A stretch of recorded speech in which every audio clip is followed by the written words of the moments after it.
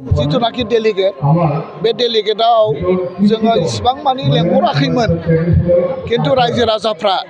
एकदम इच्छा माने गोबां नुजाफैदों आरो इतिमध्ये सालाकाटि जिथु समस्तिनि जिथु रायजो राजाफोर डेलिगेट एन्ट्रिया 10,000 डेलिगेट एन्ट्रि जादों आरो बाहेरा आरो दंबावो माने more than 10,000 डेलिगेट्स बे सालाकाटि बिटिसि समस्तिनि सिङावनो रायजो राजाफ्रा पार्टिसिपेट खालामफैदों आरो बेवहाय जोंनि जिथु BPF कमिटि ओमफ्राय महिला कमिटि जुब कमिटि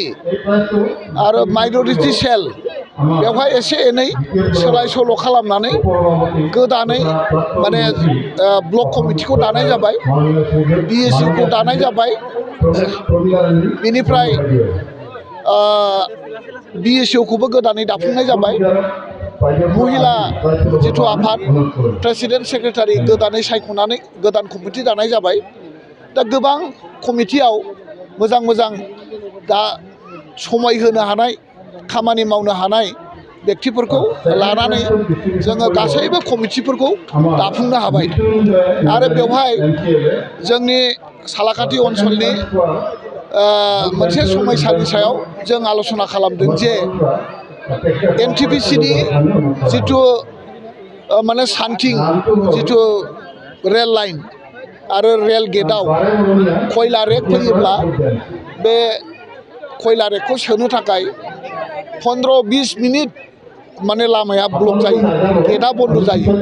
दा बेवहाय जों बिराद खस्थ' मोनो रायजो राजाफ्रा बिराद खस्थ' मोनो दा नंखायनो बे रेलनि सायाव बे ट्रेकनि सायाव माने अभारब्रिज NTPC कर्तृपक्षआ बानायनांगौ बेनि थाखाय जोङो मोनसे रिजलिउसन लादों आरो बे रायजो राजानि लुबैनाय गोबावनिफ्रायनो दाबि खालामनाय मोनसे दाबि बेखौ पुनर आरो गोख्रों दाबि दावा खालामनानै बे रेल लाइननि सायाव अभारब्रिजखौ दिहुननानै लानो थाखाय गोख्रों खामानि मावनो जों दिनै प्रस्ताब लादों बेखिनि आरो फैगौ 2024 सननि जिथु इलेक्सन बे इलेक्सनाव BPF राजनितिक दोलोआ केन्डिडेट होगोन आरो बे केन्डिडेटखौ जोङो सालाकाटि समस्तिनिफ्राय सालाकाटि समस्तिनि भटार्सफ्रा जेसेबां भट होगोन बिनि 80% भटखौ जोङो जाहाथे नांगोल सबियाव बुहोनो हायो BPF पार्टियाव जोङो भट होहोनो हायो बिनि थाखाय जोङो समस्तिनि दोलोआ जि रोखोमनि खामानि मावनांगौ बे रोखोम खामानि मावनायाव जोङो BPF दोलोखौ सहाय खालामगोन बिनि थाखाय जोङो बयबो समायखिरा लानानै दिनैहाय जोङो